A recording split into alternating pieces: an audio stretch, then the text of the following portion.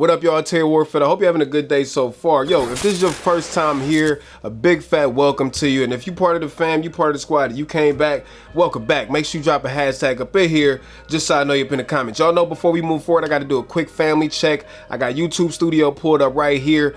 Currently, we are at 8,814 of us in the squad. The push to 10K starts right now. So I got to apologize in advance. Y'all know we stuck in the house. Since we stuck here, let's go ahead and talk some cameras. And I actually been wanting to make this video for a minute, and now we got even more news about the Canon EOS R6 on top of the Canon EOS R5. And as an avid Sony shooter, not a loyalist, just right now, Sony's just check all the boxes I want him to check. We got to talk about this. Now, this is mainly going to be about the Canon EOS R6, because frankly, dog, I can't afford that EOS R5. I guarantee you it's going to be like close to $4,000, and I ain't got that kind of money. Then I got to buy lenses and all that stuff. Nah, the EOS R6 though, the EOS R6, this might be where it's at. So before we get into that, I'm not saying that Sony's are perfect. In fact, I made a whole video on things I think they need to fix on the A7 III, which is what I'm filming on now, for the upcoming A7 IV. That video is right there if you're a Sony shooter and you want to check that out.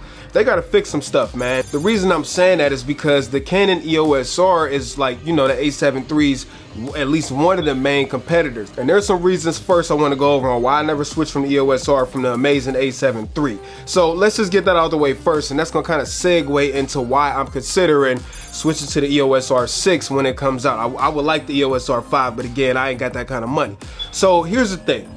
I've used the EOS R a few times, and honestly, there are some things about it that really blow my mind.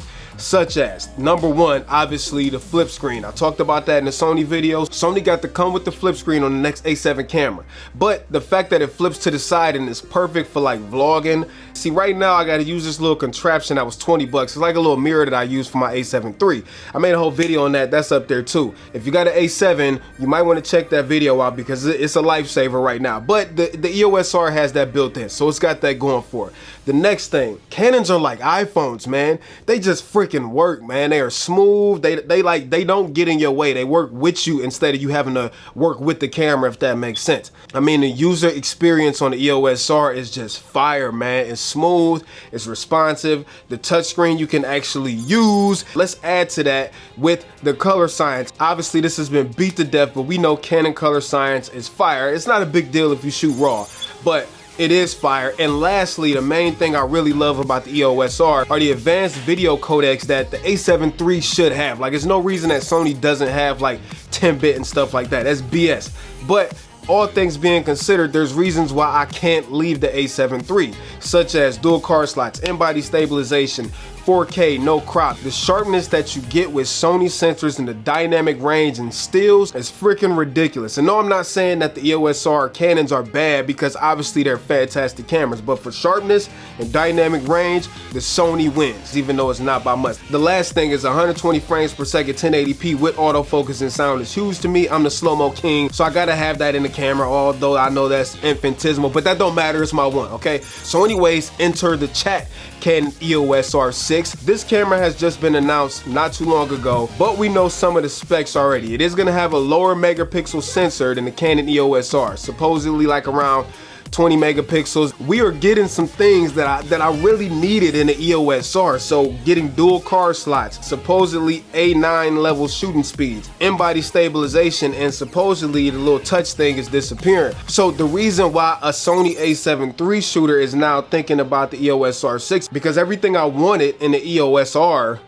I'm gonna get in the EOS R6 if all things hold true. True enough, we don't know like the video specs yet. That's to be determined. And we know Canon has a way of nerfing cameras. We know that already. But if all of those things I've read so far are true, and it's around my price point between $2,000 to $2,500, that may be a compelling reason to switch from Sony. Now I gotta back up because we know the A7 IV is coming, right? So here's the thing. Let's say the Sony A7 IV comes, right? And it's got all the things I wanted them to give in the A7 III. Again, you need to watch that video if you want to know what I'm talking about. And the EOS R6 gets all the upgrades I wanted in the EOS R. Then, which way do I go? User experience. If Sony does not change the user experience on the A7 series versus the Canon EOS R series, then that's a huge tipping point for the EOS R, because they are just so much more user friendly to use.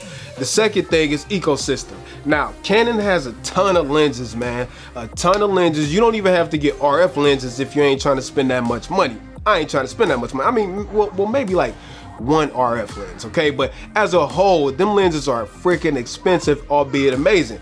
Sony, on the other hand, also has a huge lineup that is ever expanded with third parties like Tokina and Samyang and Rokinon, Tamron and Sigma. Like, Sony has a ton of third party offerings if you don't want to go native.